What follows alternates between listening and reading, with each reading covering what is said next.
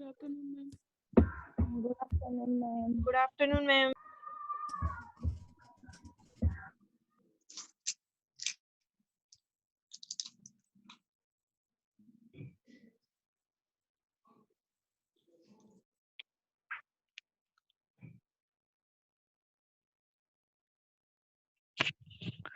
तो आप सभी लोगों का टेस्ट कैसा रहा?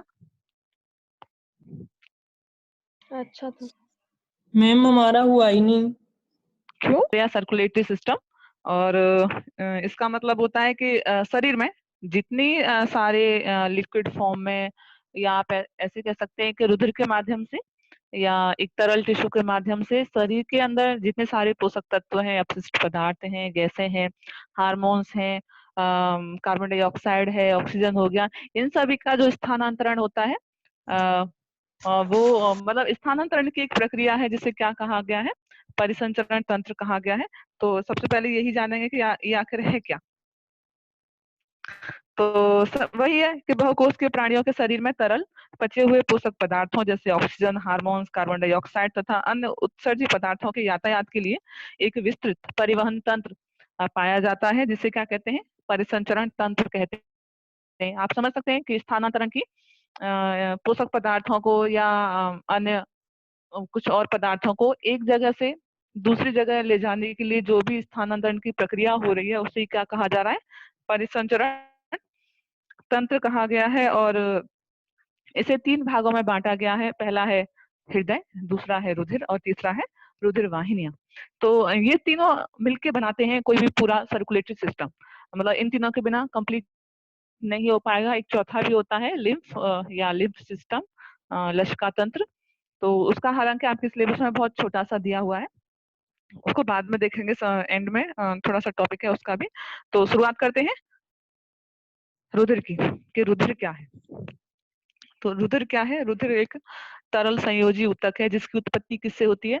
जो भ्रूण होता है उसकी जो मेसोडर्म सेल होती है, सॉरी मेसोडर्म जो परत होती है उसके द्वारा ही भ्रूण की उत्पत्ति होती है।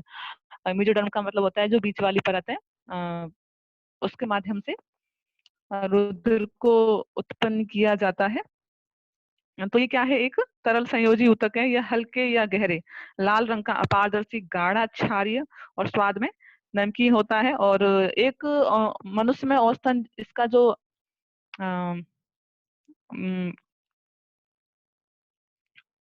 आयतन है वो लगभग 5, 5.5 या 6 लीटर के आसपास देखा जाता है।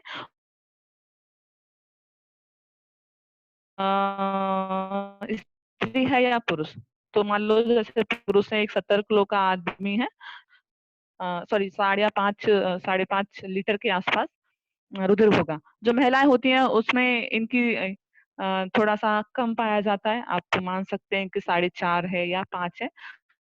तो मोस्टली महिलाओं में इसकी जो मात्रा से कम होती है, ऐसा मानते हैं कि ये लगभग 20 से 25% कम होता है। तो 4 या 5 लीटर के आसपास पाया जाता है। बाकी का ये है कि जैसे ये रुधिर है तो नॉर्मली जितने सारे कॉर्डेट होते हैं, जो पृष्ठवंशी जो जीव होते हैं जिनमें रीढ़ की हड्डी पाई जाती है, तो उनमें ही पाया जाता है। और एनेलिडा संघ का एक प्राणी है केचुआ, उसमें भी रुधिर पाया जाता है।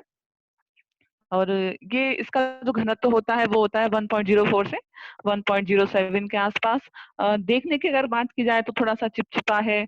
और जो इसकी विस्कोसिटी होती है, श्यानता, वो जल से लगभग 5 गुना अधिक होती है। कुछ नमकीन सा है, कुछ क्षारीय है। और जो पीएच होती है वो है 7.3 से 7.5। तो इससे पता चल रहा है कि ये कैसा है? हल्का सा क्षारीय है, क्योंकि इसका जो पीएच है वो 7 से ज्यादा है, 7.3 से 7.5 के आसपास आता है। अपारदर्शी है क्योंकि इसमें डब्ल्यूबीसी, आरबीसी, प्लेटलेट ये सभी भी पाया जा रहा है। तो देखने में कैसा होता है? अपारदर्शी। और जो ऑल ओवर बॉडी वेट होता है उसका ये लगभग 7 से 8% भाग बनाते हैं, है ना। और अगर ये माना जाए कि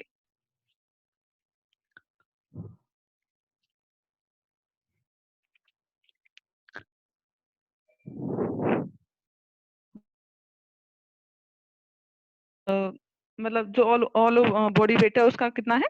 लगभग 8% भाग है। अब ये माना गया है कि जो संरचना के आधार 2 भागों में बांटा गया है।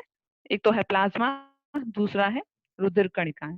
प्लाज्मा आपने देखा होगा कि जब चोट लग जाती है, चोट लगने के बाद थक्का बन जाता है, पपड़ी सी आना शुरू हो जाती है उस पर, और उसके बाद उस पर हल्का सा येलो कलर का पानी के जैसा कुछ एक बूंद जम जाती है, वही क्या है, प्लाज्मा है। वो एक सीरम है। और रुधिर कणिकाएं WBC, RBC और प्लेटलेट 3 प्रकार की है। तो 1 बाय 1 स्टेप से देखेंगे कि प्लाज्मा क्या है और इसमें क्या क्या पाया जाता है। स्पीड ज्यादा तो नहीं है?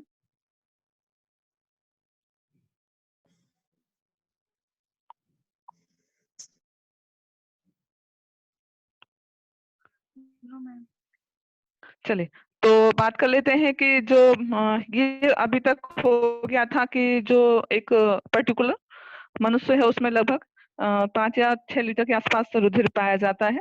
और जो रक्त है उसके 2 भाग हैं, एक है प्लाज्मा, दूसरी है रक्त केशिकाएं या रक्त कणिकाएं। जो प्लाज्मा है वो ऑल ओवर 55% भाग बनाता है, और जबकि जो कणिकाएं होती हैं वो 45% भाग बनाती हैं। और जो कणिकाएं हैं वो 3 प्रकार की हैं, RBC, WBC और प्लेटलेट। और जो प्लाज्मा है वो देखा जाए तो 55% भाग है, और उसमें भी जो सबसे ज्यादा सांद्रता होती है वो पानी की है। और ऐसा मानते हैं कि इसमें जो पानी है वो लगभग 90 से 92% के आसपास पानी होता है, बाकी का 7 या 8% के आसपास कुछ अन्य पदार्थ पाए जाते हैं। चलिए उनको देख लेते हैं एक बार, क्या क्या पाया जाता है प्लाज्मा और ये है क्या। तो प्लाज्मा क्या है? रुधिर का पीले रंग का कुछ क्षारीय, साफ, पारदर्शक, आधारभूत तरल है, एक मैट्रिक्स है पूरा भरा हुआ। और यह रक्त का 55% भाग बनाता है। जल की जो मात्रा होती है वो 90 से 92% होती है, और जो 8 से 10% भाग होता है उसमें कार्बनिक और अकार्बनिक पदार्थ पाए जाते हैं। अब जो प्लाज्मा है वो पीले रंग का दिखाई दे रहा है, तो उसका कारण होता है कि उसमें क्या पाया जा रहा है, बिलिरुबिन, है ना, जो कि उसको कैसा कलर देता है, येलो सा। और अगर इसकी मात्रा और ज्यादा बढ़ती है तो वो कारण बनता है पीलिया वगैरह। अब जो कार्बनिक पदार्थ हैं उसमें क्या क्या पाया जा रहा है, 90 और 92% वाटर है, ये तो फिक्स है। बाकी का जो 8 या 10% है उसमें कार्बनिक पदार्थ हैं और अकार्बनिक पदार्थ हैं। कार्बनिक पदार्थ है उनमें क्या क्या है, वो ऑल ओवर 7 या 8% पाई जाती है। आप समझ सकते हैं, मान लो 10% भाग है तो उसमें से लगभग 7 या 8% जो भाग बनाता है वो केवल प्रोटीन ही होती हैं। और जो प्रोटीन होती हैं उनमें कौन कौन सी है, एल्ब्यूमिन, ग्लोबुलिन, प्रोथ्रोम्बिन और फाइब्रिनोजन। ये जो प्रोटीन नॉर्मली इसमें पाई जाती हैं।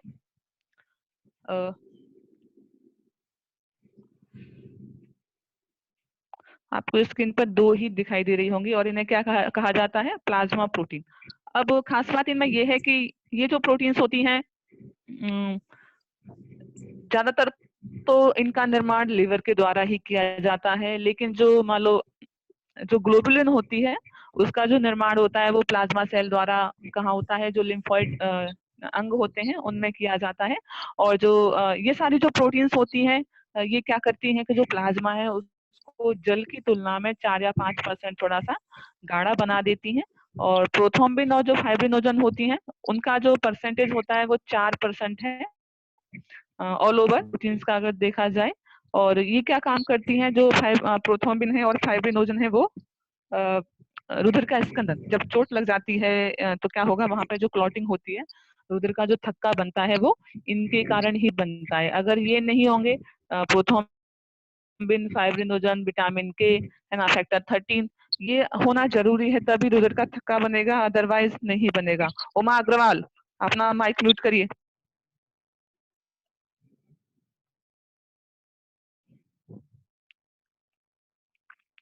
और जो एल्बुमिन होती है वो सबसे छोटी है और परंतु सबसे अधिक बनाती है। मतलब जो प्लाज्मा प्रोटीन का जो भाग होता है उसमें लगभग 55%।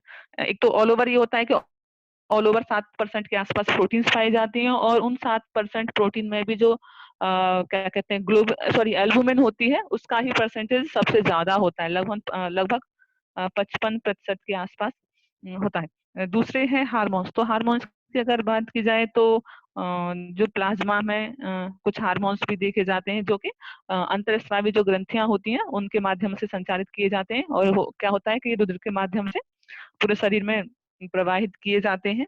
शर्करा में आप ऐसे समझ लीजिए जैसे मान लो ग्लूकोज है, फ्रक्टोज है, मोस्टली तो ग्लूकोज ही है। इम्पोर्टेंट तो वही है, ग्लूकोज और ग्लूकोजन। तो ये भी पाया जाता है। विटामिन हैं कुछ, और अमीनो एसिड भी पाए जा रहे हैं, यूरिया है, यूरिक एसिड है। ये क्या होते हैं? ये आप समझ सकते हैं कि जो ये उत्सर्जी पदार्थ हैं। यूरिया, यूरिक एसिड हो गया, क्रिटीन है, क्रिटिनिन है। और ये कहाँ से आते हैं? जब फिल्टर करती हैं कौन किडनियां, तो वहां से रुधिर पूरे शरीर में प्रवाहित हो रहा है, तो वहां से आके मिलते रहते हैं। और नेक्स्ट थोड़ा सा आगे और आते हैं कि अकार्बनिक पदार्थ में क्या क्या पाया जाता है। तो sodium bicarbonate, calcium, iron, magnesium, इनके वही होते हैं, कार्बोनेट या बाइकार्बोनेट पाए जाते हैं। और इन्हीं के कारण ये जो प्लाज्मा होता है वो क्षारीय बनता है ना। और ये जो ऑल ओवर जो अकार्बनिक पदार्थ है वो मतलब 1% भाग से भी कम पाया जाता है। मोस्टली जो भाग बना होता है 7 या 8% का, वो कार्बनिक पदार्थों का ही बना होता है। 1% से भी कम पदार्थ पाए जाते हैं, वो होते हैं अकार्बनिक, है ना। और जो गैसेज होती हैं, तो गैस की अगर बात की जाए तो कौन कौन सी होती है? Oxygen, carbon dioxide, ammonia, nitrogen, है ना। और जो प्लाज्मा है उसके 100 ml में अगर देखा जाए तो लगभग 0.29 मिली लीटर ऑक्सीजन घुली रहती है, जबकि जो नाइट्रोजन या कार्बन डाइऑक्साइड है तो इनकी मात्रा 0.5 ml के आसपास होती है। तो ऑक्सीजन का लेवल ज्यादा है। नेक्स्ट है प्रतिजामन। प्रतिजामन का मतलब होता है एंटीकोगुलेंट, है ना। तो जो ये एंटीकोगुलेंट है, ये क्या है? एक पॉलीसेकेराइड है। और किसके द्वारा बनता है? कि संयोजी ऊतक की जो मास्ट कोशिकाएं होती हैं, मास्ट सेल जो होती हैं, उनके द्वारा ये बनाया जाता है। और इसका काम होता है कि जो हमारी जो रुधिर वाहिनियां हैं, उनके अंदर रुधिर को जमने नहीं देता है। और अगर मान लो यही नहीं होगा तो क्या होगा? कि जो रुधिर है वो रुधिर वाहिनियों में जम जाएगा, उसका क्लॉटिंग हो जाएगी, तो थक्का बन जाएगा, चाहे छोटा ही सही, बहुत माइन्यूट सा ही सही। और उसका कारण क्या बनेगा? मान लो जहाँ कहीं भी थक्का बना है उसको फेल्योर हो जाएगा वो अंग। ब्रेन में बना है तो ब्रेन हेमरेज होने के चांसेस हैं, हार्ट फेल होने के चांसेस है, हार्ट अटैक होने के चांसेस हैं। तो जो हिपेरिन है वो क्या है? एंटीकोगुलेंट है। आप इसको ऐसे समझ सकते हैं कि शरीर में थक्का ना बने। तो उसका रीजन ये होता है कि इसका ये है वो रुधिर वाहिनियों में पर्टिकुलरली प्रवाहित हो रहा है, जो कि थक्का बनने नहीं देगा। अब तक किसी को कोई परेशानी? प्रतिजामन क्या है? प्रतिजामन का हिंदी होता है एंटीकोगुलेंट, प्रतिस्कंदी। आप इसको ऐसे भी समझ सकते हैं। स्कंदन का मतलब होता है जमना, है ना। और प्रतिस्कंदन का मतलब होता है कि कोई भी ऐसा पदार्थ या जो जमने की प्रक्रिया है उसको ना करने दे। क्लियर? ओके हाँ, यस मैम। एंटीकोगुलेंट इसका इंग्लिश होता है एंटीकोगुलेंट। एक तो हिंदी ये है प्रतिजामन, दूसरा प्रतिस्कंदी भी हो सकता है इसका। Okay ma'am, thank you.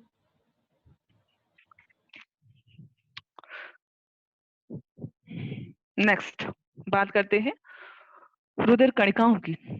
तो जो रुधिर कणिकाएं होती हैं वो रक्त का लगभग 45% भाग बनाती हैं, और इस भाग को क्या कहते हैं? हेमाटोक्रिट कहते हैं। और जो रुधिर कणिकाएं होती हैं उनको 3 भागों में बांटा गया है। कौन कौन सी हैं? लाल रुधिर कणिकाएं हैं, श्वेत रुधिर कणिकाएं हैं, और तीसरी है प्लेटलेट या थ्रोम्बोसाइट। अब जो लाल रुधिर कणिकाएं होती हैं उनको एरिथ्रोसाइट भी कहते हैं। अब जैसे मान लो निर्माण की बात आती है कि कहाँ बनती हैं या इनकी जो उत्पत्ति है वो कहाँ होती है, तो सीधा सा है कि कहाँ बनती है? बोन मैरो में। बोन मैरो क्या है? कि शरीर की जो लंबी हड्डियां हैं, मान लो जैसे हाथ की है, पैर की है, तो जो सेंटर वाला पार्ट है, हड्डियों का जो सेंटर या केंद्र का जो भाग है, वो ही क्या होता है? बोन मैरो या अस्थि मज्जा कहा जाता है। और उसी में रुधिर का निर्माण होता है, वही बनती है ये कणिकाएं।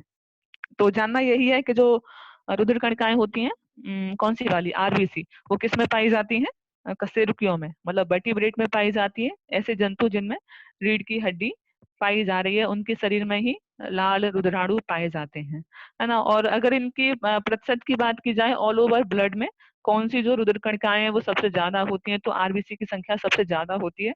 और ऐसा मानते हैं कि लगभग 99% जो रुधिर कणिकाएं होती हैं उनमें आरबीसी ही होती हैं। और इनकी अगर संख्या की बात की जाए तो लगभग कितनी होती है, 54 लाख प्रति क्यूबिक मिमी, है ना। और ऐसा मानते हैं कि जो रक्त की एक बूंद है उसमें लगभग 26 करोड़ आरबीसी पाई जाती हैं, और पूरे शरीर में लगभग 2.5 इंटू 10 टू द पावर 13 लाल रुद्राणु पाए जाते हैं, और ये क्या है, आराम से फ्लोट करते रहते हैं, है ना। और जैसे अगर इनकी संख्या की बात की जाए तो अगर जो छोटे बच्चे हैं उनमें थोड़ी ज्यादा होती है, महिलाएं हैं उनमें कम है, और डिपेंड ये करता है कि कोई किस जगह रह रहा है।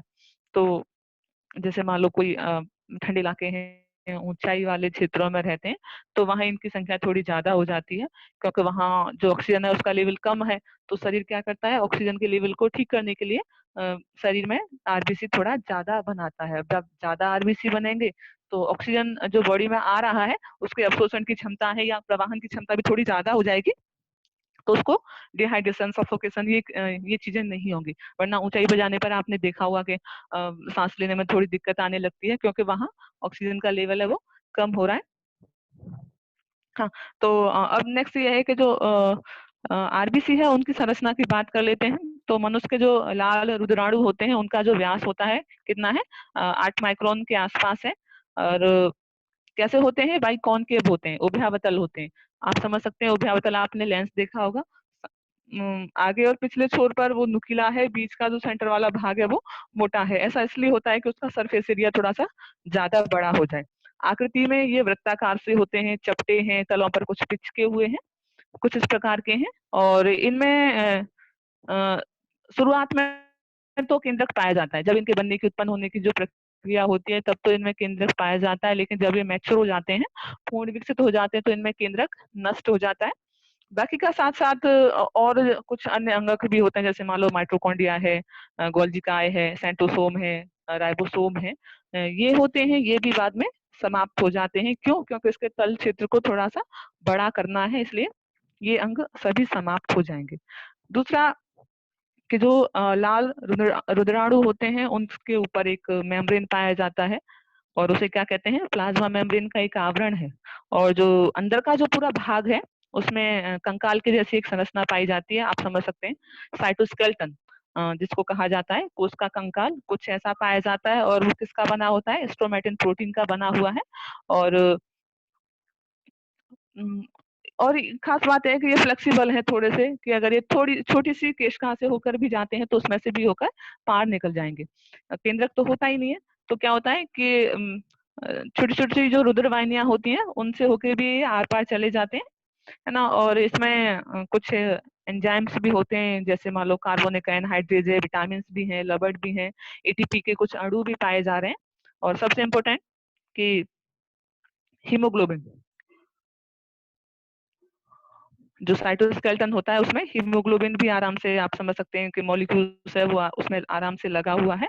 और जो हीमोग्लोबिन है वही क्या कार्य करता है, ऑक्सीजन को लेके जाएगा और कार्बन डाइऑक्साइड को लेके जा रहा है।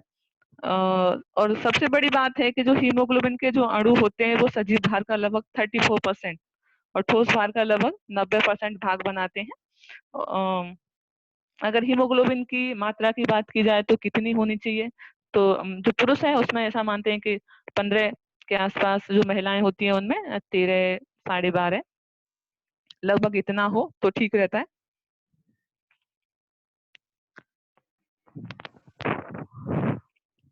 हाँ, नेक्स्ट है कि जो आरबीसी होती है उसका जीवन काल कितना होता है, तो 120 दिन इसका जीवन काल है, लगभग 3 महीने। तो ऐसा मानते हैं कि 3 महीने के बाद आप ब्लड डोनेट कर सकते हैं, है ना। कभी कभी क्वेश्चन ये पूछा जाता है कि आरबीसी का जीवन काल कितना है, तो 120 दिन। हीमोग्लोबिन की जो मात्रा होती है वो एक स्वस्थ व्यक्ति में कितनी होनी चाहिए, तो कितना, 15 ग्राम प्रति 100 मिलीलीटर।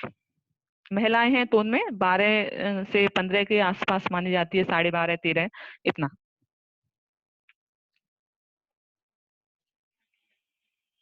क्लियर? अभी कुछ बचा है, कुछ ऐसा जो ना समझ में आया हो? मैम क्यों पुरुषों में इतना पाया जाता है और औरतों में कम पाया जाता है? देखिए, एक तो बॉडी वेट है, दूसरा स्ट्रांगनेस भी है, और ये भी है कि महिलाएं हैं उनमें बहुत सारी चीजों की कमी पहले से ही है।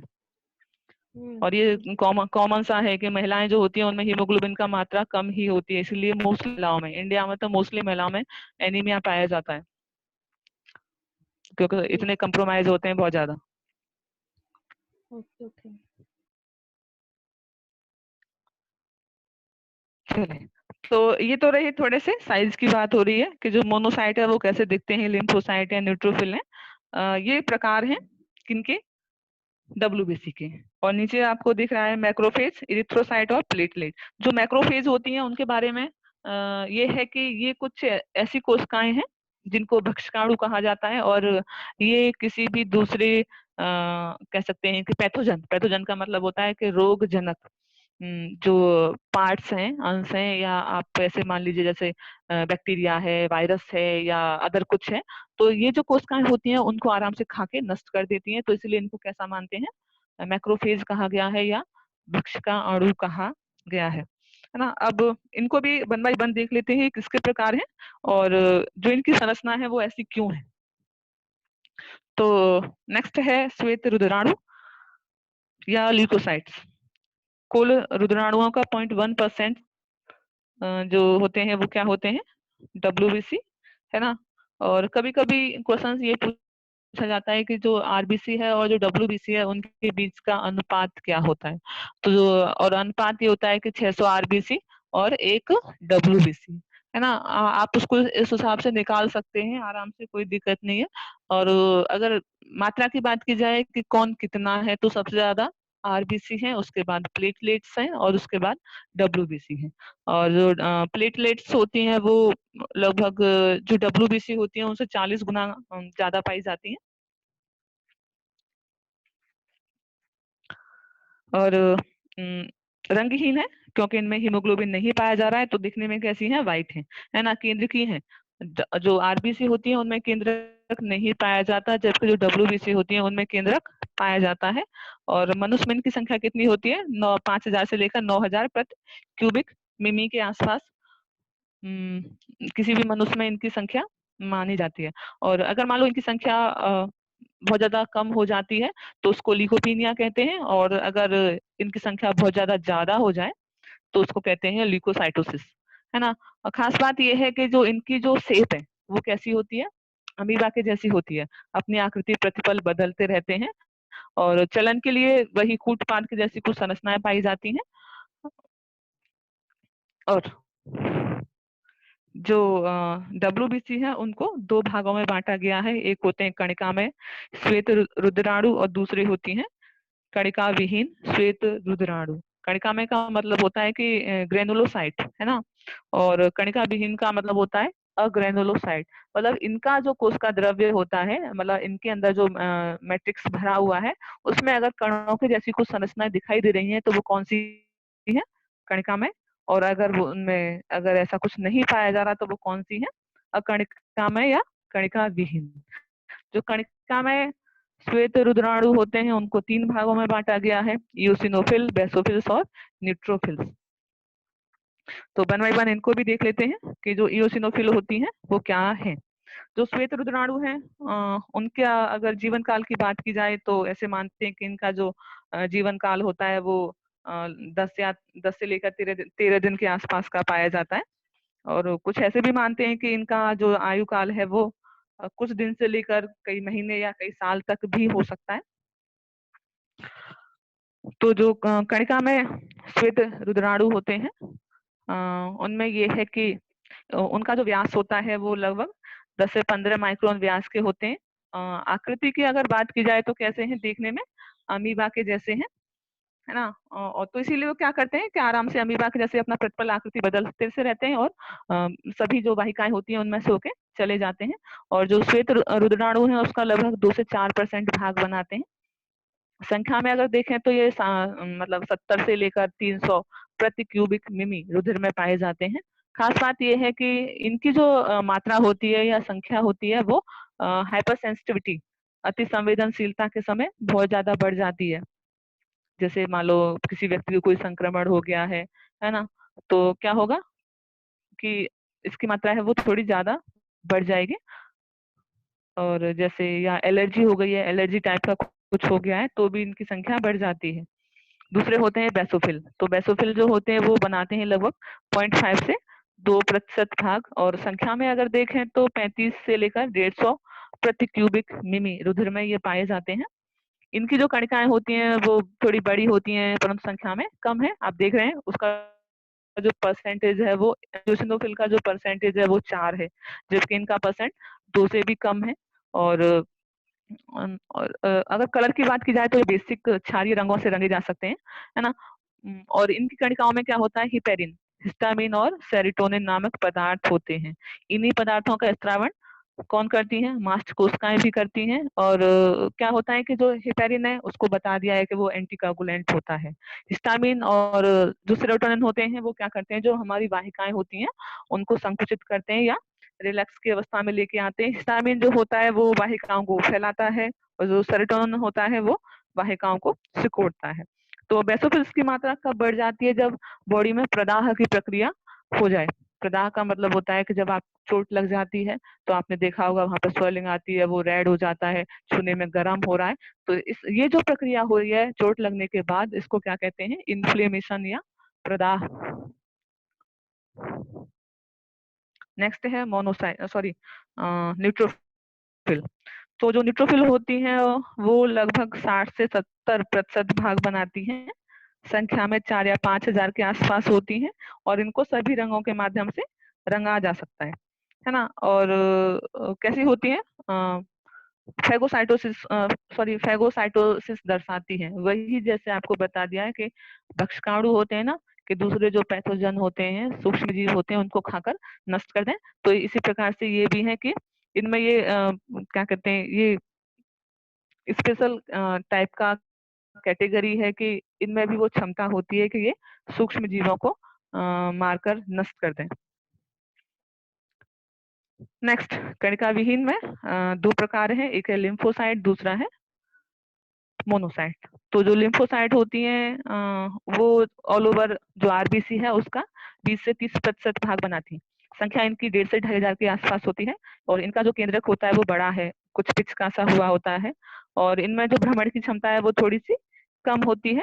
और सबसे इम्पोर्टेंट ये है कि इन्हें लिम्फोसाइड है, जो जो लिम्फोसाइड है वो क्या बनाती हैं, हमारे शरीर में प्रतिरोधक क्षमता का निर्माण करती हैं। मतलब रोगों से लड़ने की जो क्षमता दी जाती है वो कौन सी कोशिकाएं करती हैं, लिम्फोसाइट।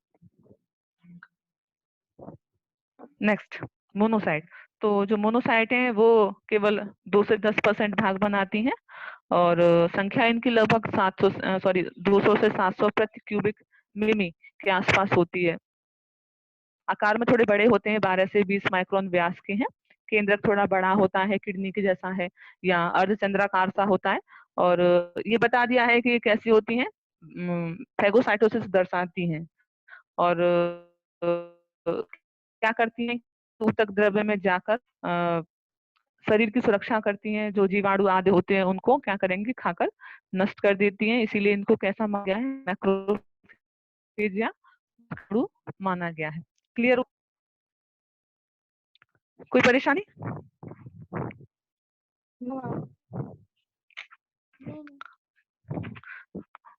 चले, तो नेक्स्ट है हमारा कार्य। रुधिर के कार्य क्या क्या है? तो सबसे पहले तो विविध पदार्थों का संवहन जो रुधिर होता है उसके द्वारा, जितने सारे पदार्थ हैं, जैसे मान लो खाद्य पदार्थ हैं, वेस्ट प्रोडक्ट हैं, उन सभी को कौन लेके जाता है, रुधिर। जैसे मान लो ग्लूकोज है, ग्लाइकोजन है, अमोनिया, यूरिक एसिड है ना, यूरिया हो गया। तो मतलब परिवहन की या स्थानांतरण की जो प्रक्रिया होती है वो कौन करता है, रुधिर ही करता है। रोगों से बचाव, रोगों से बचाव का मतलब वही है कि क्या पाया जा रहा है, लिम्फोसाइट पाई जा रही है और न्यूट्रोफिल पाई जा रही है। तो ये क्या करती है, कोई भी अगर सूक्ष्म जीव बॉडी पर आक्रमण करेगा, रक्त में आएगा, तो क्या करेंगे, वो इनको खाकर नष्ट कर देते हैं। तो इस प्रकार से क्या होता है, शरीर की रोगों से बचाव किया जाता है। नेक्स्ट है शरीर की साफ सफाई। तो साफ सफाई से मतलब है कि जितने सारे वेस्ट प्रोडक्ट हो रहे हैं उनको, जैसे मान लो यूरिया है, अमोनिया है, यूरिक एसिड है, तो जो रुधिर होता है वो क्या करता है, उसको लेके जा रहा है लिवर में, लिवर से किडनी में, है ना, मतलब लिवर में लेके जा रहा है तो यूरिया है, सॉरी यूरिया का फॉर्मेशन हो रहा है, किडनी में जा रहा है तो वहां पे क्या हो रहा है, ब्लड का फिल्ट्रेशन हो रहा है ना। तो फिल्ट्रेशन के बाद क्या होगा कि उसमें से जो यूरिया की मात्रा है वो बॉडी से छन के, किडनियों के माध्यम से छन के बॉडी से बाहर चली जाएगी। तो ये क्या करता है, शरीर की साफ सफाई भी करता है। दूसरा एक वो भी है कि जैसे कोई सूक्ष्म जीव आ रहे हैं या किसी ने आक्रमण कर दिया है तो वो भी वही कार्य करेंगे कि उनको खा के मार के नष्ट कर दिया जाएगा। और नेक्स्ट है शरीर का ताप नियंत्रण। तो ताप नियंत्रण की अगर बात आती है तो कितना होता है टेम्परेचर, 36 डिग्री सेल्सियस के आसपास है। और आपने देखा होगा कि जब फीवर आता है या आप बीमार हो जाते हैं तो क्या होगा कि इसका टेम्परेचर बहुत ज्यादा बढ़ जाता है। तो टेम्परेचर बढ़ने का मतलब है कि इसका टेम्परेचर भी बढ़ रहा है। क्यों बढ़ रहा है कि कोई सूक्ष्म जीव आ गया है, अगर ज्यादा टेम्परेचर होगा तो वो जीवित नहीं रह पाएगा। तो इसीलिए बॉडी क्या करती है, अपना टेम्परेचर स्वतः बढ़ा लेती है ना। और जो भी सूक्ष्म जीव आता है उसको क्या करेगी, मार के नष्ट कर लेती है। और दूसरा आपने ऐसे भी देखा होगा कि जैसे मान लो थोड़ी सी बहुत ज्यादा सर्दियां पड़ती हैं तो कपकपी सी आ जाती है अचानक से, है ना, या फिर ज्यादा गर्मी पड़ती है तो क्या होता है कि बॉडी से ज्यादा पसीना निकल के आ रहा है। तो इससे क्या होता है, ज्यादा पसीना निकल के आएगा तो बॉडी आराम से कूलिंग कर लेती है। और कपकपी आती है अचानक से तो उससे क्या होता है कि बॉडी को हीट मिल जाती है, ये क्रिया स्वतः हो जाती है। और इनके माध्यम से क्या होता है, शरीर का ताप नियंत्रण। नेक्स्ट है थक्का जमना। तो क्या होता है कि घाव जो होता है उस पर रुधिर स्कंदन से रुधिर का बहाव बंद हो जाता है और जो वहां पर जो चोट लगी है वो जल्दी ठीक हो जाती है। अगर मान लो कंटिन्यू ब्लड निकलता ही जा रहा है तो पता चलता है कि उसकी डेथ हो जाए, या डैमेज है, या आप कह सकते हैं घाव है वो थोड़ा सा और ज्यादा बढ़ जाए। तो रुधिर क्या करता है, वहां पे क्लॉटिंग कर लेता है, तो उससे क्या होगा, रुधिर का बहना भी रुक जाएगा और जो चोट है वो बाद में ठीक होने भी लगती है। नेक्स्ट, शरीर के अंतर वातावरण का समस्थैतिक नियंत्रण। तो इसका मतलब है कि रुधिर ऊतक द्रव्य में लवणों, जल, अम्ल, क्षारों आदि की मात्रा का नियंत्रण करके इसे कोशिकाओं के लिए उपयुक्त रासायनिक एवं भौतिक दशाओं में बनाए रखता है। तो आप इसको ऐसे समझ सकते हैं कि जितनी सारी मेटाबॉलिक क्रियाएं होती हैं वो आराम से पर्टिकुलरली ठीक ठाक रहे। आप उसको ऐसे समझ सकते हैं कि समस्थैतिकता का मतलब है कि सब कुछ बैलेंस सा करने के जैसा है। क्लियर?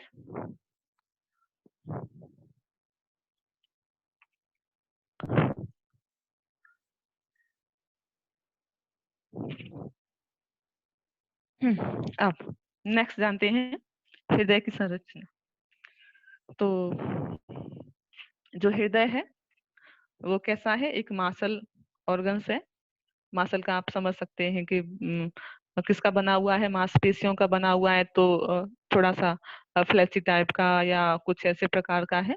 कहाँ पाया जाता है, मीडियास्टर्नम भाग में। मीडियास्टर्नम का मतलब होता है कि जो हमारी क्या कहते हैं, जो दोनों फेफड़े हैं और दो जो रिब्स हैं उसके बिल्कुल सेंटर वाले भाग में आप समझ सकते हैं कि मीडिया स्टर्नम की जो बोन होती है उसके नीचे ही पाया जा रहा है। ऐसा नहीं है कि वो लेफ्ट की साइड पाया जा रहा है। लेफ्ट की साइड मतलब फील करने का मतलब होता है कि उसका एक सिरा लेफ्ट की साइड में थोड़ा सा ज्यादा है, इसलिए उसकी जो बीट आती है वो लेफ्ट की साइड में आ रही है, वरना वो लेफ्ट में नहीं पाया जा रहा है। पाया तो वो बीच में ही जा रहा है, मीडिया स्टर्नम आप समझ सकते हैं, बीचों बीच। अब है क्या, तो हमारा जो हृदय है वो कैसा है दिखने में, गुलाबी सा रंग का है, गुलाबी से रंग का है, शंक्वाकार है, खोखला है एवं कैसा है, स्पंदनशील मासल अंग है। मासल अंग है, स्पंदनशील का मतलब होता है पंपिंग स्टेशन है, जो ब्लड होता है उसको क्या करता है, पंप करता है ना। और पंप करने पे क्या होता है कि अगर पंपिंग नहीं होगी तो क्या होगा कि वो जो रुधिर है वो आगे शरीर के अंगों में प्रवाहित भी नहीं होगा।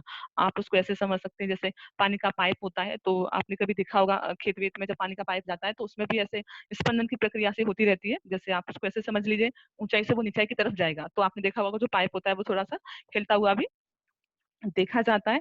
कहाँ पाया जा रहा है कि वक्ष भाग के मध्यावकाश, मध्यावकाश का मतलब होता है मीडिया स्टर्नम, है ना। और कहाँ होता है, फेफड़ों के बीच, डायफ्राम के ठीक ऊपर। आप देख लीजिए एक बार कहाँ है, हाँ, चलिए डायफ्राम हम आपको बताते हैं कि जो डायफ्राम है वो क्या है, वो भी मांसल पट्ट है, एक मांसपेशियों की बनी हुई संरचना है जो कहाँ पाई जाती है, जो हमारी दोनों क्या कहते हैं पसलियां हैं नीचे की ओर जहाँ खत्म हो जाती हैं, वहीं एकदम पट्टे के जैसी एक संरचना पाई जाती है, जिसका काम क्या होता है, श्वसन में सहायता करना। जब हम श्वसन की क्रिया करते हैं तो उसके माध्यम से वही किया जाता है। अब नेक्स्ट ये है कि जो इसका साइज है या भार है वो कितना है। तो जो ऐसा देखा गया है कि जो ये लगभग कितना 12 सेंटीमीटर लंबा है, और जो 9 सेंटीमीटर वाला जो भाग है वो कौन सा वाला भाग है, जहाँ उसका जो चौड़ाई है वो सबसे अधिक है, उसको मापा गया है, वो कितनी है, 9 सेंटीमीटर के आसपास है और 6 सेंटीमीटर मोटा है। देखने में आप उसको ऐसे समझ सकते हैं कि मुट्ठी के बराबर के जैसा है, कुछ ऐसा। और भार है इसका वो कितना है, 300 ग्राम होता है। और ये भी है कि महिलाओं में जो इसका भार है वो थोड़ा कम है, 250 ग्राम के आसपास। नेक्स्ट, ये क्लियर हुआ, ये कुछ बेसिक सी चीजें हैं जो पूछी जाती हैं कभी कभी। औसतन भार कितना होता है, 300 ग्राम। कहाँ पाया जाता है, मीडिया स्टर्नम या मध्यावकाश में, है ना। डायफ्राम के ऊपर कैसा है, खोखला है, शंक्वाकार है, और सबसे इंपॉर्टेंट क्या है, स्पंदनशील, पंपिंग स्टेशन है। क्लियर हो रहा है। अब नेक्स्ट बात करते हैं कि जो हृदय है उसके यस ऊपर मैम। एक, हाँ, जो हृदय है उसके ऊपर एक परत पाई जाती है, उसको क्या कहते हैं, हृदयावरण या पेरिकार्डियम। कभी कभी पूछा जाता है कि हृदय के ऊपर की परत को क्या कहते हैं, हृदयावरण या पेरिकार्डियम। जैसे फेफड़ों के ऊपर की जो परत होती है उसको क्या कहते हैं, प्लूरा। उसी प्रकार से ये पूछ लेते हैं, तो आप इसको थोड़ा याद रखिए, है ना। अब जो हृदय है उसमें क्या होता है कि उसमें 4 कक्ष पाए जाते हैं, 2 आलिंद हैं, 2 निलय हैं। तो एक बार आ जाएंगे कहाँ, डायग्राम पर, ठीक है। और इसको थोड़ा ध्यान से देख लेंगे।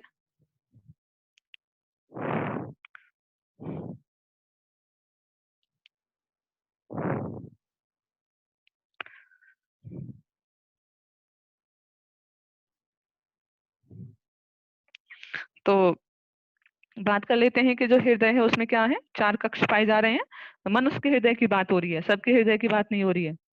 जैसे आप ये कहो पक्षियों में जो हृदय होता है उसमें कितने कक्ष हैं, 4 हैं, है ना। लेकिन और अगर नीचे आते हैं, मेढक वेढक है तो उसमें 3 है, मछलियां हैं तो उसमें 2 ही पाए जा रहे हैं। ये बात हो रही है केवल मनुष्य की। तो मतलब स्तनधारियों की बात हो रही है, आप इसको ऐसे समझ सकते हैं। 4 कक्ष पाए जा रहे हैं, 2 आलिंद हैं और 2 निलय हैं। अब कौन कौन से हैं उसको एक बार देख लेंगे कि एक तो ये कलर थोड़ा ठीक नहीं है,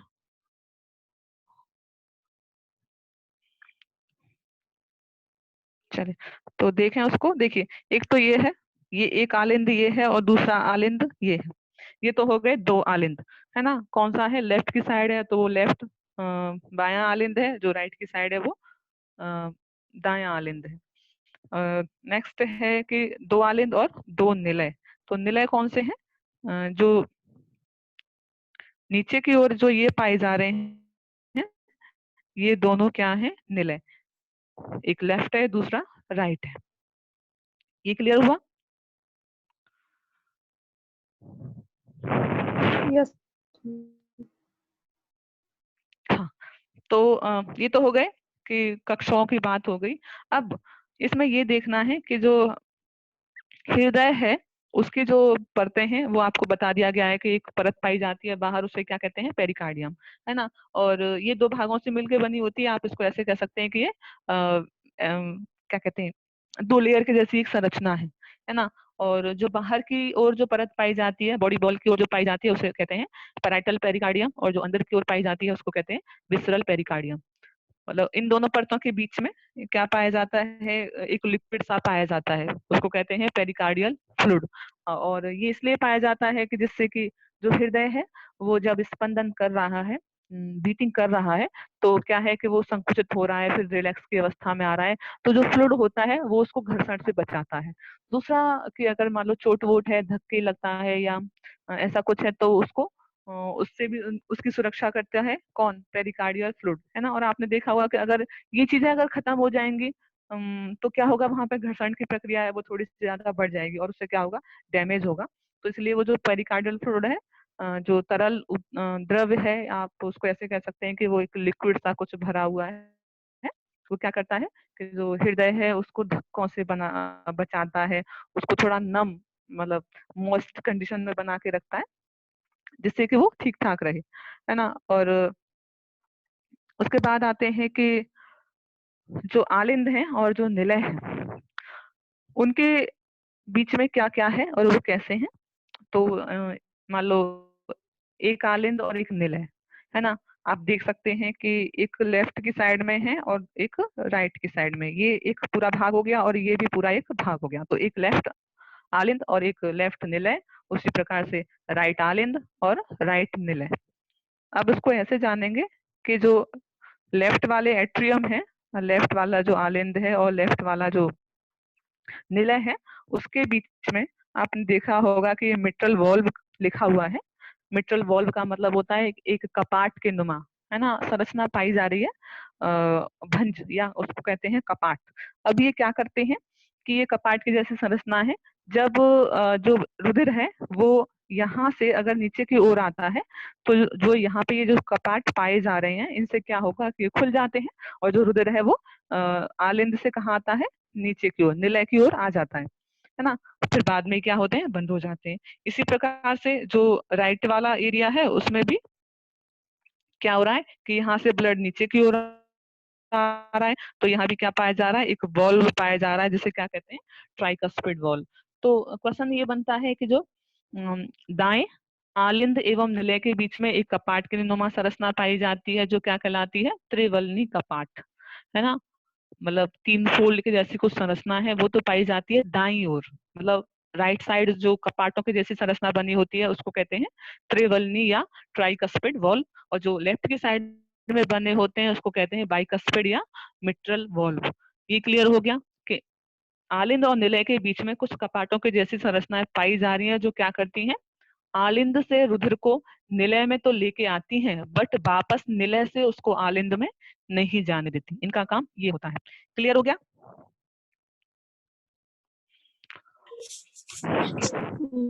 यस मैम। अब दूसरा देखिए, एक और, हाँ चलिए, अब उसमें ये भी जानना है कि जो रिपीट कर आलिंद, दीजिए। चलिए रिपीट ऐसे करते हैं कि जो आलिंद है आपको ऐसे समझना है कि 4 कक्ष पाए जा रहे हैं, 2 आलिंद और 2 निलय। आलिंद और जो निलय होते हैं वो बीच में एक आपको दिख रहा होगा पट्टी की जैसी संरचना पाई जा रही है, इसके माध्यम से दोनों साइड अलग अलग पाई जा रही हैं, है ना। एक तो ये रहा। दूसरा, एक ये भी संरचना है और एक ये भी है, आपको ये दिख रहा है ना। अब इनको क्या कहते हैं, वॉल्व, वॉल्व या कपाट।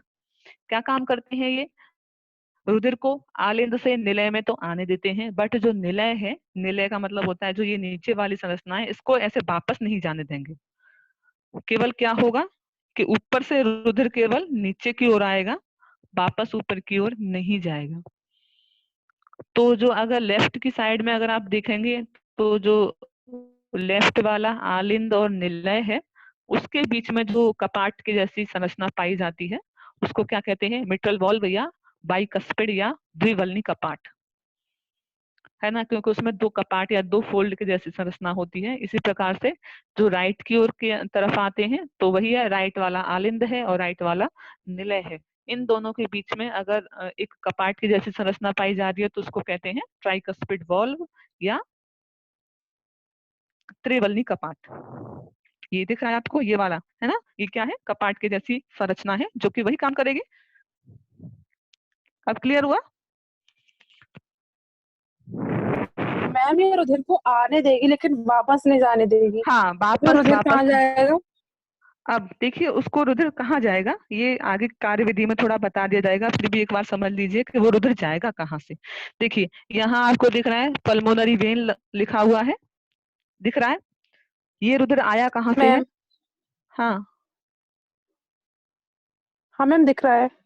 हाँ, जो पल्मोनरी वेन लिखा हुआ है ना, तो आपको ऐसे समझना है कि ये रुधिर कहाँ से आ रहा है, फेफड़ों की तरफ से आ रहा है। कैसे, कि वहां उसमें ऑक्सीजन मिल गई है। और उससे पहले आप एक और चीज समझ लीजिए कि जो हृदय है, उसका जो लेफ्ट वाला भाग होता है, उसमें प्योर ब्लड पाया जाता है। प्योर ब्लड का मतलब होता है ऐसा रुधिर जिसमें ऑक्सीजन की मात्रा मतलब जिसमें ऑक्सीजन पाई जा रही है, या आप उसको ऐसे कह सकते हैं कि ऑक्सीजन की जो सांद्रता है वो थोड़ी ज्यादा है।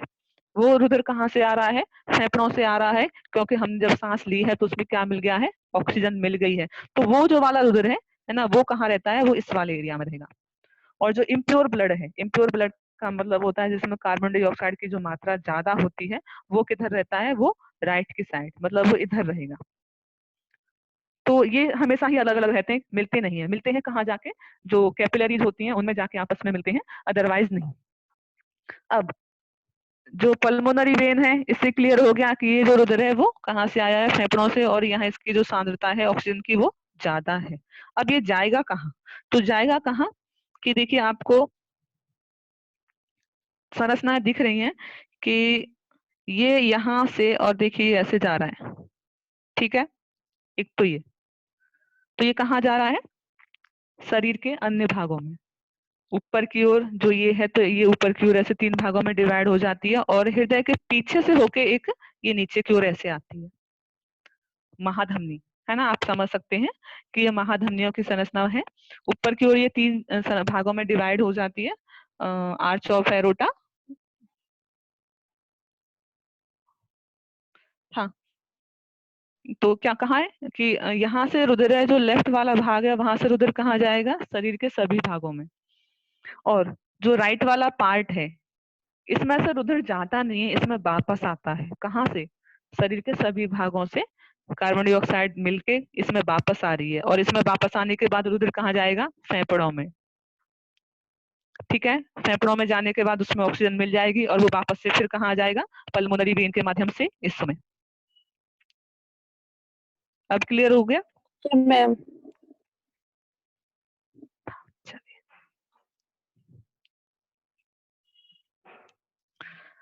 हाँ, कहाँ थे? हाँ, बात हो रही थी इसकी, क्या कहते हैं, आलिंद और निलय की।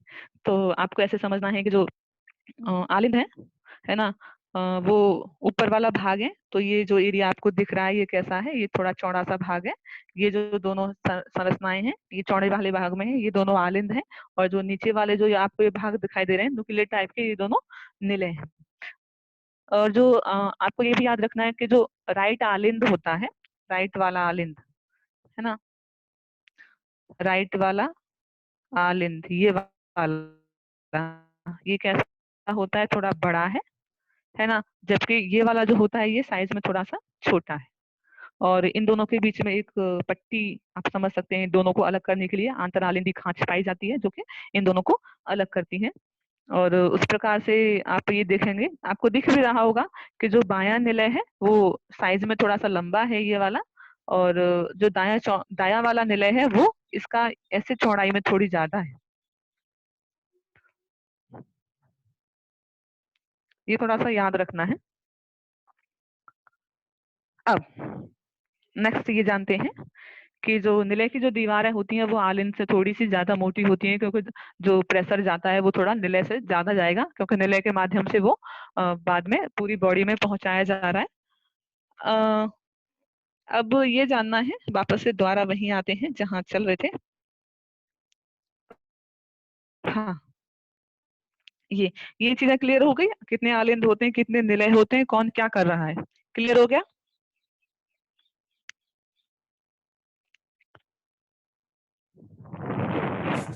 विशाल, तुम क्या कर रहे हो यहाँ पे?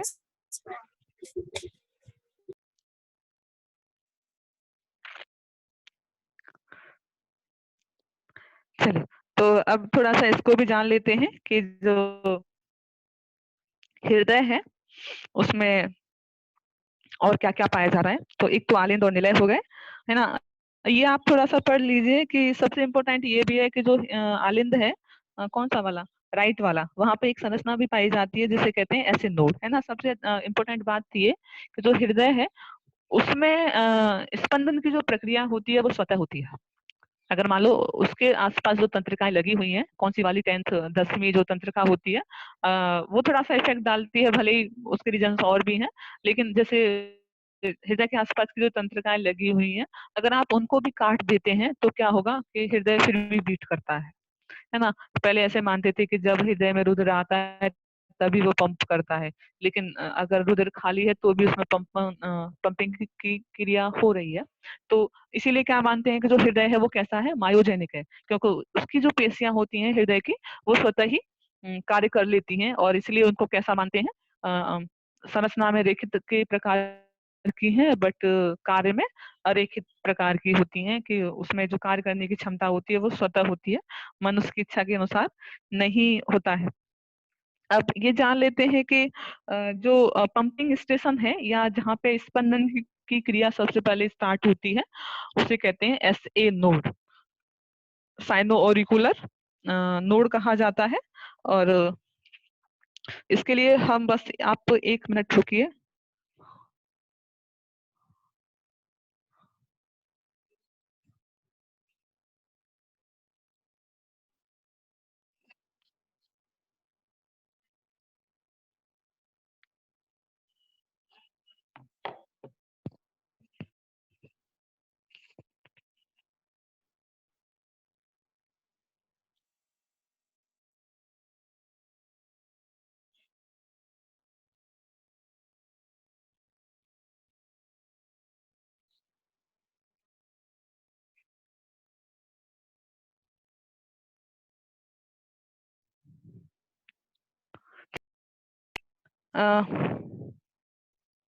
एक बार इसको थोड़ा सा देखेंगे ध्यान से कि जो ये जो चीजें आपको दिख रही हैं, हम बात कर रहे हैं ऐसे नोड की, और किसकी, AB नोड की। तो जो ये वाला, अगर आपको जो संरचना आपको दिखाई दे रही है, ये वाली, ये कौन सा है, लेफ्ट वाला जो आलिंद है वो है ना। और आपको इसमें दिखाई दे रहा होगा कि एक संरचना ये ऊपर से आ रही है ना, और एक आपको ये नीचे से दिखाई दे रही है। तो ये ओपनिंग है, इनके माध्यम से क्या होता है कि जो शरीर से रुधिर वापस आ रहा है वो यहाँ आके खुल जाता है ना। और ट्राइकस्पिड वाल्व इसमें नहीं दिख रहा, दूसरा देखते हैं।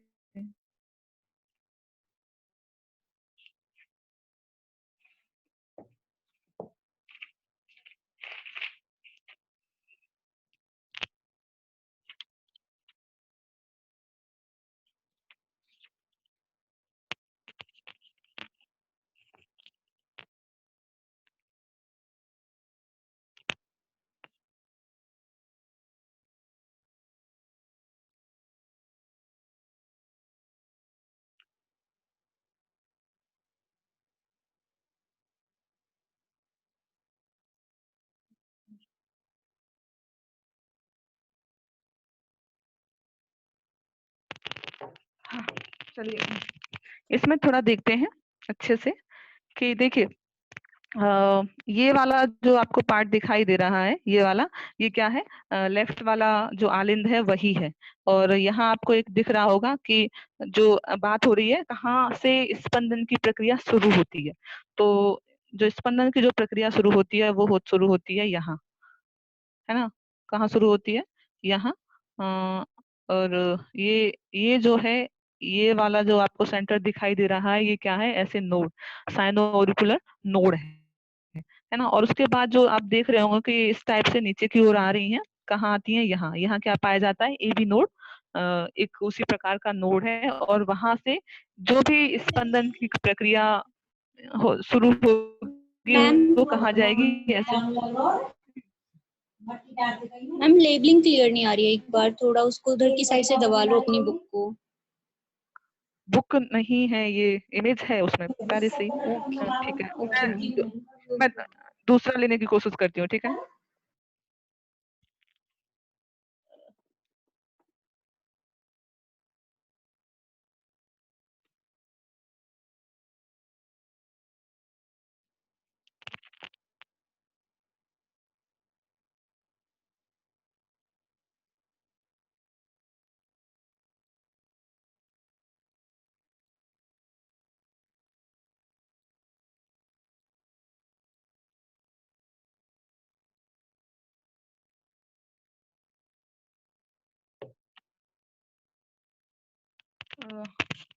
अब थोड़ी क्लियर हुई?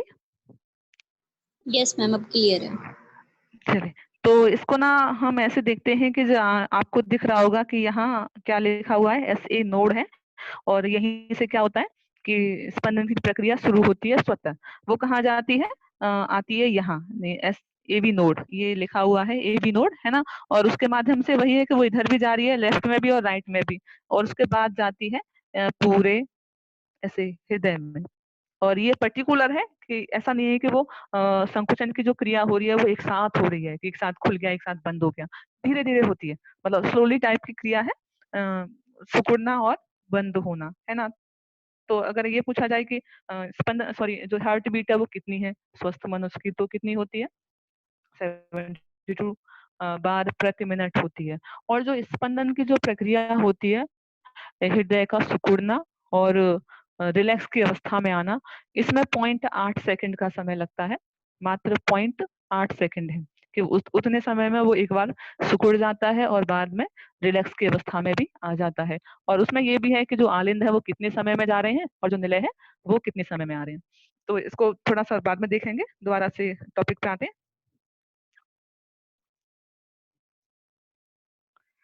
तो उसमें बस ये जानना है कि जो AV नोड है, सॉरी SA नोड है, वहां से क्या होता है, स्पंदन की प्रक्रिया आरंभ होती है, फिर वो जाती है AV नोड में और पुरकुंजी फाइबर, इसके बंडल, ये कुछ संरचनाएं हैं जिनके माध्यम से उसको आगे बढ़ाया जाता है।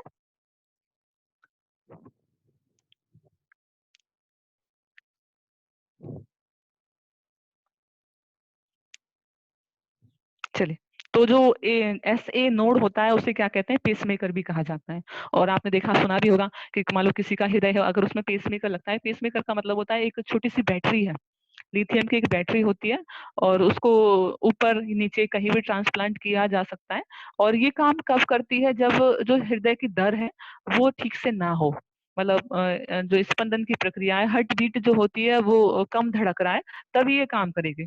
और किसी का अगर मान लो कंटिन्यू अच्छे से धड़क रहा है, तो जैसे मान लो किसी का SA नोड खराब हो गया है या स्पंदन की जो प्रक्रिया है वो ढंग से काम नहीं कर रही है, तो वो लोग पेसमेकर लगवा लेते हैं। अब जब उनका हृदय अपने आप होता है ढंग से काम करता है, तो पेसमेकर काम नहीं करता उस टाइम। कब काम करेगा? जब हार्ट बीट ढंग से नहीं चलेगी, बहुत ज्यादा सॉरी बहुत कम हो रही है या धीमी है, तो वो उस टाइम अपने आप ही स्पंदन करता रहता है। आप ऐसे समझ सकते हैं इलेक्ट्रिक शॉक के जैसा कुछ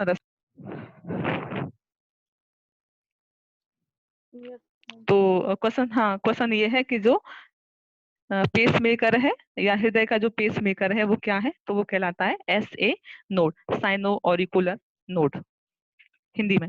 इंग्लिश साइनो सिरा आलिंद घुंडी, ये इसकी हिंदी होती है। ठीक है, यहाँ तक क्लियर हुआ? अब तक जितनी सारी बातें हुई, चर्चा हुई, वो सभी क्लियर हुआ या नहीं हुआ?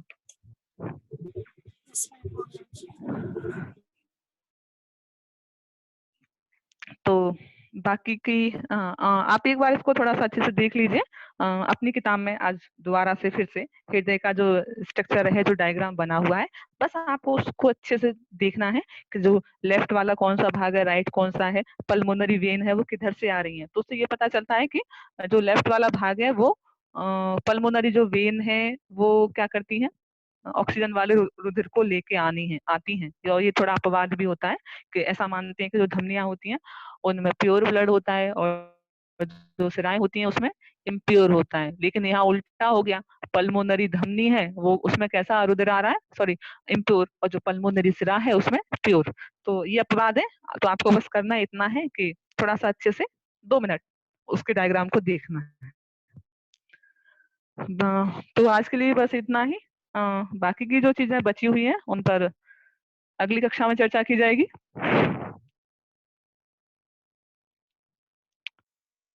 विशाल, पूनम रिकॉर्डिंग बंद करो।